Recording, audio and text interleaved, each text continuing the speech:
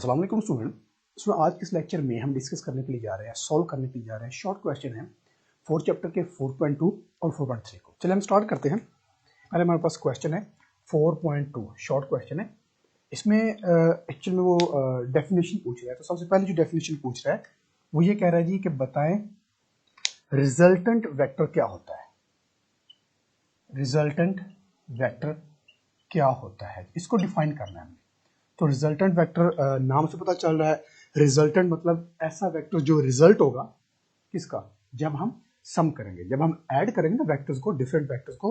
हमने addition of vector में पढ़ा हुआ है कि जब हम डिफरेंट वेक्टर्स को ऐड करते हैं तो हम एक रिजल्टेंट वेक्टर भी ड्रॉ करते हैं। वो कह रहा है ये रिजल्टेंट वेक्टर को डिफाइन करें, ये होता क्या है। पहले इसकी डायग्राम पर आते हैं। रिजल्ट सपोज करते हैं हमारे पास टू वेक्टर्स हैं। एक हमारे पास है जी, ये हमारे पास ए है, ए वेक्टर है, और दूसरा हमारे पास बी है। उसको हम यहाँ पर, मैं डायरेक्ट कर रहा हूँ, इसको हम यहाँ पर हेड टू टेल मेथड से ऐड करते हैं। अब हमारे पास जो रिजल्टेंट वेक्टर होगा वो हम ड्रॉ करेंगे टेल को टेल के साथ मिलाते हुए, हेड को हेड के साथ ज्वाइन कर देंगे और इसको हम रिप्रेजेंट करेंगे आर के साथ। अब इनफैक्ट रिजल्टेंट वेक्टर में वो ये पूछ रहे हैं कि आर क्या चीज है, what is R, R resultant vector, इसको डिफाइन करना है। अब देखिए सपोज करते हैं कि हमारे पास जो ए है ना, ये हम लेट सपोज कर रहे हैं ए हमारे पास है जी 5 और बी हमारे पास है जी 4। दोनों को हमने ऐड करना है। b plus A is equal to क्या आएगा, यानी कि 4 प्लस 5 क्या आएगा हमारे पास 9। तो दोनों वेक्टर्स का जो कंबाइन इफेक्ट है वो हमारे पास 9 है। ठीक है, अब यहां पर देखिए, अगेन रिपीट कर रहा हूं, दो वेक्टर का जो कंबाइन इफेक्ट है वो 9 है। टू वेक्टर्स का कंबाइन इफेक्ट 9 है। लेकिन जो रिजल्टेंट है ना, ये सिंगल वेक्टर है। ए और बी टू वेक्टर्स हैं और जो आर है वो सिंगल वेक्टर है। यहां पर कह रहा है टू वेक्टर्स का कंबाइन इफेक्ट 9 है और जो रिजल्टेंट होता है, इनफैक्ट इसी को हम रिजल्टेंट कहते हैं। अगर हम रिजल्टेंट की बात करें तो हम कहेंगे सिंगल फैक्टर का जो इफेक्ट है वो इक्वल है उस इफेक्ट के जो कंबाइंड, जो टू वेक्टर्स का कंबाइंड इफेक्ट है। गॉट इट, बात समझ आई? रिपीट कर देता हूं कि जो रिजल्टेंट होता है उस, अब देखिए रिजल्टेंट कितना है हमारे पास 9, रिजल्टेंट एक वेक्टर है, जबकि जो बाकी है ए और बी वो टू वेक्टर्स हैं। तो दोनों वेक्टर्स का भी वही इफेक्ट है जो एक सिंगल वेक्टर का इफेक्ट है। तो इसलिए हम इसको डिफाइन करते हैं, resultant is a vector, the vector whose effect is same, वही होता है as the all vectors to be added। ठीक है, यानी कि एक सिंगल वेक्टर होता है हमारे पास, वेक्टर हो, एक सिंगल वेक्टर, कहते हैं सिंगल वेक्टर, एक सिंगल वेक्टर होता है जिसका इफेक्ट वही होता है, सेम होता है, जो बाकी जितने भी हम ऐड कर रहे हैं ना उन सब के इफेक्ट को ऐड करेंगे तो जो सिंगल वेक्टर आएगा उसका भी वही इफेक्ट होगा, जिसका हमने एग्जांपल की। इसको हम बोलते हैं रिजल्टेंट वेक्टर। ठीक हो गया। दूसरा हमारे पास वो कह रहा है जी, डिफाइन करना है आपने, वो कह रहा है टॉर्क क्या होता है, what is torque.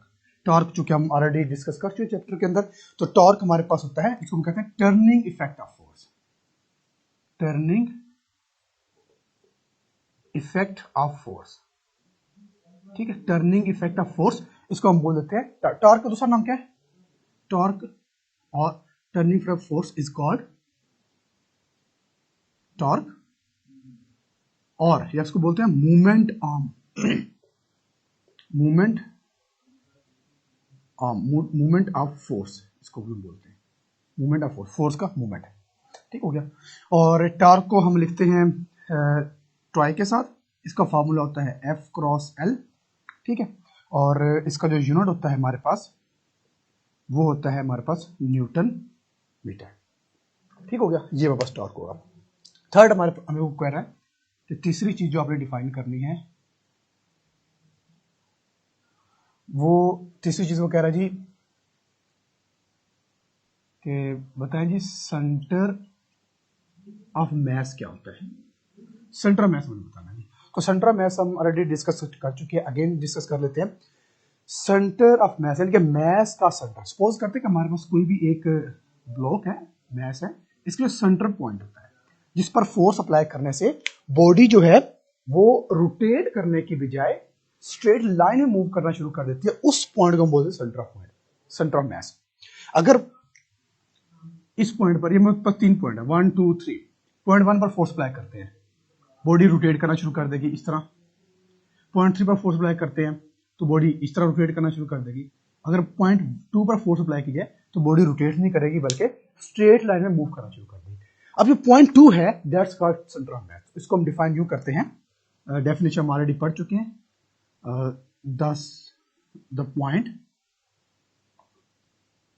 where applied force, जहां पर अप्लाई की जाने वाली force causes to move a system, system को मूव करवाती है विदाउट रोटेशन, विदाउट रोटेशन यानी कि रोटेट किए बगैर जो सिस्टम होता है वो स्ट्रेट लाइन में मूव करना शुरू कर देता है, उस पॉइंट को हम नाम देते हैं सेंटर ऑफ मास। ठीक है, उसके बाद हमारे पास है सेंटर ऑफ ग्रेविटी।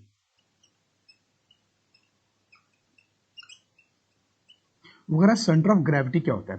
तो सेंटर ऑफ ग्रेविटी वो वाला पॉइंट होगा, देखिए हमारी जो बॉडी है वो सारी की सारी पार्टिकल से मिलकर बनी है और हर पार्टिकल का कुछ ना कुछ वेट होगा जो कि डाउनवर्ड होगा, लेकिन पूरी बॉडी में एक ऐसा पॉइंट आता है जहां पर हमारी बॉडी बैलेंस होती है। ठीक है, तो हम कहते हैं कि वो जो जहां पर बैलेंस होती है ना, वहां पर जो पॉइंट होता है पूरी बॉडी का वेट उस पॉइंट पर वर्टिकल डाउनवर्ड एक्ट करता है। तो इसकी हमारी डेफिनेशन ये होगी, the point where weight of whole body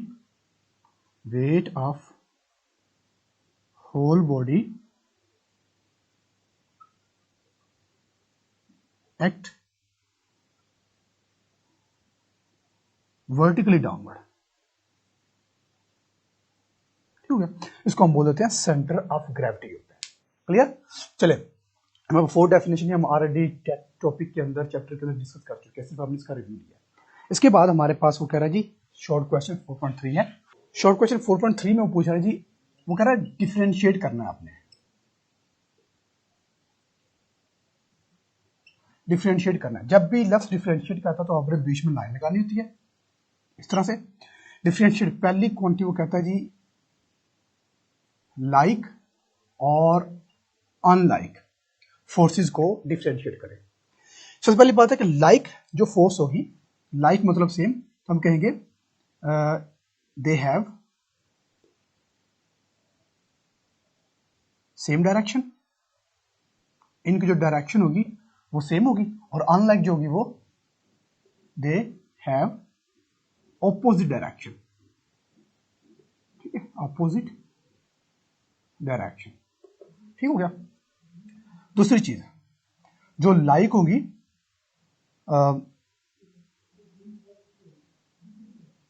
इसकी हम अगर एग्जांपल ले लें लाइक की, तो इसकी हम जो लाइक होती है ना, इनको हम कहते हैं they are also called like parallel.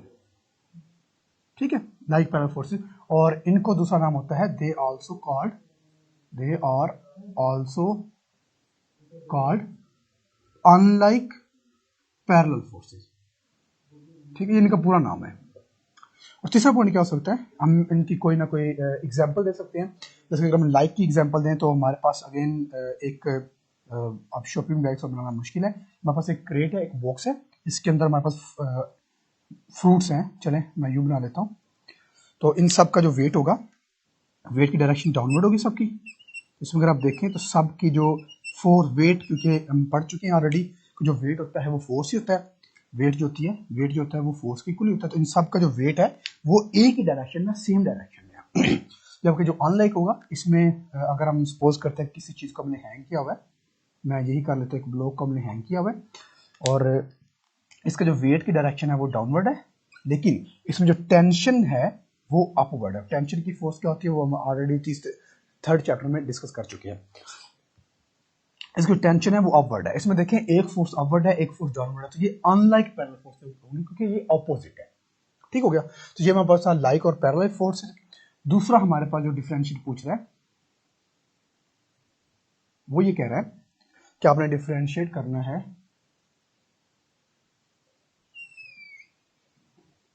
Torque और कपल को। टॉर्क और कपल में कह रहा है डिफरेंशिएट बताएं इन दोनों में क्या फर्क है। अगर हम टॉर्क की बात करें तो टॉर्क हमें पता है कि ये होता है मूवमेंट ऑफ फोर्स। तो इसको पहले हम डेफिनेशन लिखते हैं, जब भी डिफरेंशिएट करना तो पहला पॉइंट हमेशा डेफिनेशन का होता है। तो टॉर्क हमारे पास होगा turning effect, turning effect of force. Force जो टर्निंग इफेक्ट होगा उसको हम बोल देंगे टॉर्क। और कपल क्या होगा, कपल की डेफिनेशन हमारे पास यूं होगी, couple formed by two unlike parallel forces having same magnitude. ठीक होगा, जिनकी मैग्नीट्यूड जो होगी वो सेम होगी, तो कपल तब फॉर्म्ड होगा, कपल की डेफिनेशन होगी। दूसरा पॉइंट हमारा हमेशा होता है कोई भी फार्मूला अगर है गिवन तो फार्मूला हम लिखते हैं। अब बताएं जी टॉर्क का फार्मूला है, बिल्कुल है। टॉर्क का फार्मूला क्या होगा जी, torque is equal to F cross L. इसका फार्मूला क्या होगा, इसका फार्मूला हमारे पास होता है couple is equal to force cross O A, जो कि हम कपल के टॉपिक में ऑलरेडी पढ़ चुके हैं। तीसरा पॉइंट क्या हो सकता है जी, हम इसकी डिपेंडेंस देख लेते हैं जी। अब जो टॉर्क है इसके लिए मिनिमम में वन फोर्स रिक्वायर्ड होती है, एटलीस्ट वन फोर्स रिक्वायर्ड। इसके लिए हमें एटलीस्ट वन फोर्स रिक्वायर्ड होती है, लेकिन कपल के लिए हमें कितनी फोर्स रिक्वायर्ड होगी, मिनिमम टू फोर्स रिक्वायर्ड होगी। हम कहेंगे एटलीस्ट टू फोर्सेस रिक्वायर्ड। इसके लिए हमें टू फोर्सेज होगी, वो जरूरी होगी, टू फोर्स रिक्वायर्ड होगी। ठीक हो गया। और इसके बाद हम इसकी एग्जांपल देख लेते हैं। टॉर्क की एग्जांपल क्या हो सकती है, टॉर्क एग्जांपल हो सकती है ओपनिंग डोर, ठीक है। और कपल की एग्जांपल क्या हो सकती है, steering of car, steering of car, ठीक है। तो ये हमारे पास इसकी एग्जांपल होगी। क्लियर हो गया। थर्ड पॉइंट पे वो हमसे पूछ रहा है कि हमने डिफरेंशिएट करना है जी स्टेबल और न्यूट्रल को। थर्ड वो हमसे पूछ रहा है जी डिफरेंशिएट करो स्टेबल स्टेट को और न्यूट्रल स्टेट को। Neutral state of equilibrium and stable state of equilibrium हम ऑलरेडी डिस्कस कर चुके हैं। तो स्टेबल स्टेट को जब अगर हम पहले सबसे पहले हम डेफिनेशन लिखते हैं, तो स्टेबल को हम कहेंगे if a body come to its previous position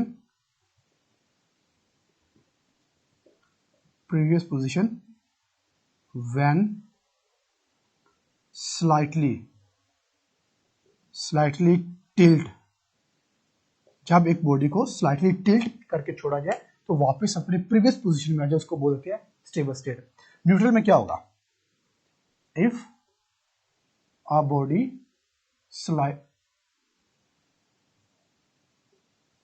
slightly tilt, अगर बॉडी को स्लाइटली टिल्ट किया जाए, इट मूव फॉरवर्ड, और ये फॉरवर्ड मूव करना शुरू कर दे, एंड ऑब्टेन न्यू पोजीशन, और वो न्यू पोजीशन ले ले, वापस अपनी प्रीवियस पोजीशन में ना आए बल्कि न्यू पोजीशन में चले जाए, वो हमारे पास होगी न्यूट्रल स्टेट ऑफ इक्विलिब्रियम। अगर हम स्टेबल को देखें, स्टेबल में जो सेंटर ऑफ ग्रेविटी होता है, सेंटर ऑफ ग्रेविटी, स्टेबल के अंदर जो सेंटर ऑफ ग्रेविटी होता है एट लोअर पोजीशन होता है, लोएस्ट पोजीशन।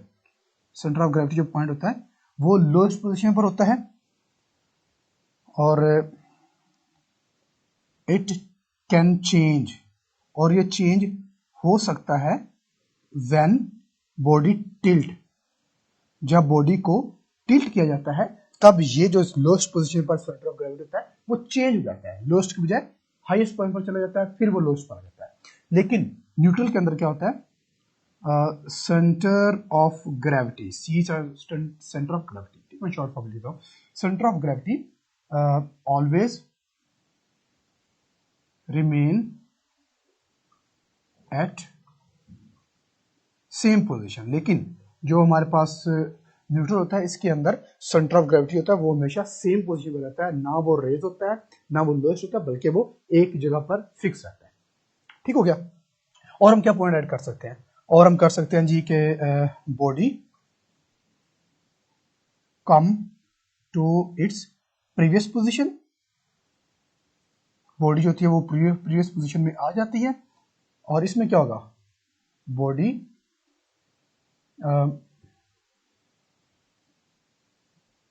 गेट या ऑब्टेन न्यू पोजीशन, ठीक है। अब इसकी एग्जांपल हमारे पास होती है, वही बुक को हमने टिल्ट करते हैं, छोड़ते हैं, वापस आती है, उसकी एग्जांपल हमारे पास होगी फुटबॉल है, किक करते हैं तो वापस आने के लिए वो न्यू पोजीशन चले जाता है। तो ये थे हमारे पास आज के शॉर्ट क्वेश्चन 4.2 एंड 4.3 जिनको हमने अभी डिस्कस किया। अगर इनसे रेलिवेंट कोई आपको क्यूरी हो तो आप